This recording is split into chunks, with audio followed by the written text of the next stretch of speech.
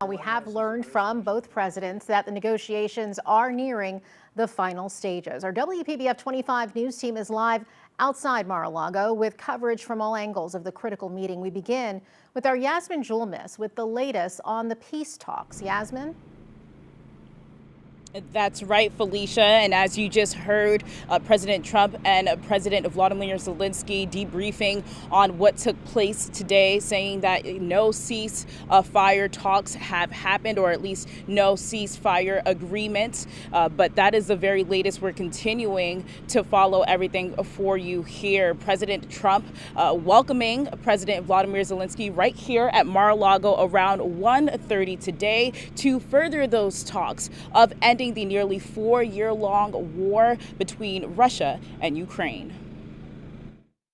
This comes just one day after Russia continued its intensified attacks on Ukraine, sending ballistic drones and missiles that killed at least one person and injured 27. I can say that I believe Ukraine has made some very strong attacks also. And I don't say that negatively. They're fighting a war, and we'll see what happens. But I believe it's a war that we have two willing parties, we have two willing countries. They want to see it end. The people of Ukraine want it to end, and the people of Russia want it to end, and the two leaders want it to end. While speaking with the press before the meeting, Trump and Zelensky spoke about a 20-point peace plan that Ukrainian, American, and European leaders have been working on for weeks. They worked on prosperity and security document, and 20 points plan is very important. We have to discuss, and sequencing is very important. Our teams talked about strategy, how to make step by step and to bring peace closer, and we will discuss this step.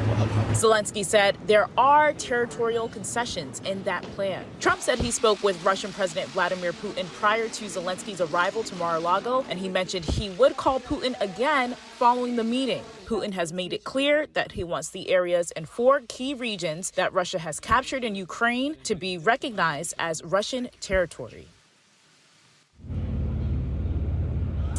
And Zelensky has proposed a demilitarized buffer zone in the Donbas region. That's the eastern part of Ukraine. Now, before the meeting this afternoon, President Donald Trump referred to Zelensky as brave. And he also said that of recent wars the U.S. has helped settle, this has been the most difficult one. President Trump also said that the pending 20-point plan does include a lot of economic benefits, saying, quote, for Ukraine, there's a lot of rebuilding to do and wealth to be had.